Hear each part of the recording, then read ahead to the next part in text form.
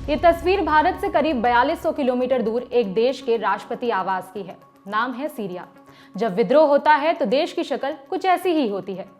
Syria की राजधानी दमिश्क में अब पूरी तरह से विद्रोहियों का कब्जा हो चुका है। राष्ट्रपति बशर अल असद की सरकार का अंत हो गया है। विद्रोही उनके आवास के अंदर तक पहुंच गए हैं। देश के प्रधानमंत्री मोहम्मद अल जलाली भी विद्रोहियों और विपक्ष के सामने हार मान चुके हैं। सवाल है कि इन सब के बीच राष्ट्रपति देश से भागकर गए कहां? वीडियो में जानेंगे बशर अल असद कहां है, ग्लोबल लीडर्स ने क्या कहा, सीरिया में सत्ता पलटने वाला शख्स कौन है।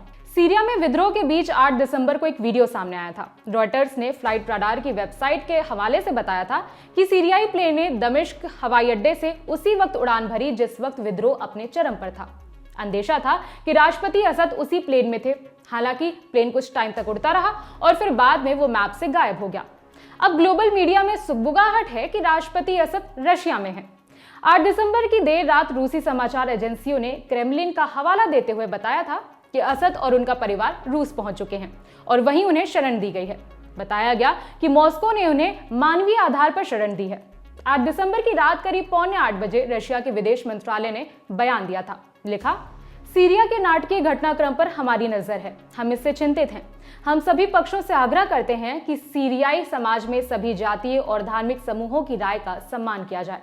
सीरिया में रूसी सैन्य हवाई अड्डे अलर्ट पर हैं। रशिया के अलावा विश्व के दूसरे बड़े नेताओं की प्रतिक्रिया भी सामने आई है। अमेरिका के नवनिर्वाचित राष्ट्रपति डोनाल्ड ट्रंप ने लिखा, असद अपना देश छोड़कर भाग गए। उनके संरक्षण व्लादिमीर पुतिन के नेतृत्व वाले रूस को उनकी रक्षा करने में कोई दिलचस्पी नहीं थी। यूक्रेन की वजह से सीरिया में उनकी रुचि अब खत्म हो गई है, जहां लगभग 6 लाख रूसी सैनिक घायल या फिर मृत पड़े हैं। बहुत सारी जिंदगियां बर्बाद हो रही हैं, बहुत सारे परिवार खत्म हो गए। अगर ये जारी रहा तो ये बहुत बड़ा और बहुत बुरा हो सकता है। मैं पुतिन को अच्छी तरह से जानता हूं। ये एक्शन लेने का समय है। चीन मदद कर सकता है। दुनिया इंतजार कर रही है। इजराइल के प्रधानमंत्री बेंजामिन नेतन्याहू ने लिखा, ये मिडिल ईस्ट के लिए ऐतिहासिक दिन है। असद शासन और दमिश्क में अत्याचार का पतन एक महान अवसर प्रदान करता है, लेकिन ये खतरों से भी भरा हुआ है। ब्रिटिश प्रधानमंत्री कीर स्टारमर ने विद्रोहियों के पक्ष में अपनी प्रतिक्रिया दी। उन्होंने लिखा, मैं असद और उसके क्रूर शासन के अंत का स्वागत करता हूं। हमें एक राजनीतिक समाधान की जरूरत है। हम क्षेत्रीय सहयोगियों से बात कर रहे हैं और स्थिति पर नजर रखे हैं। हम सभी पक्षों से शांति और स्थिरता, नागरिकों और अल्पसंख्यकों की सुरक्षा का आह्वान करते हैं। अब उस शख्स के बारे में जानते हैं जो इस सिविल वॉर में विद्रोहियों का नेतृत्व कर रहा है, अबू मोहम्मद अल जुलानी, जो पूरे अभियान की कमान संभाले हुए हैं। जुलानी का जन्म सऊदी अरब में हुआ था। बाद में वो सीरिया की राजधानी दमिश्क आ गया। जुलानी एक ऐसा इंसान था जो बचपन से ही संघर्ष और जंग देखते हुए बड़ा हुआ था।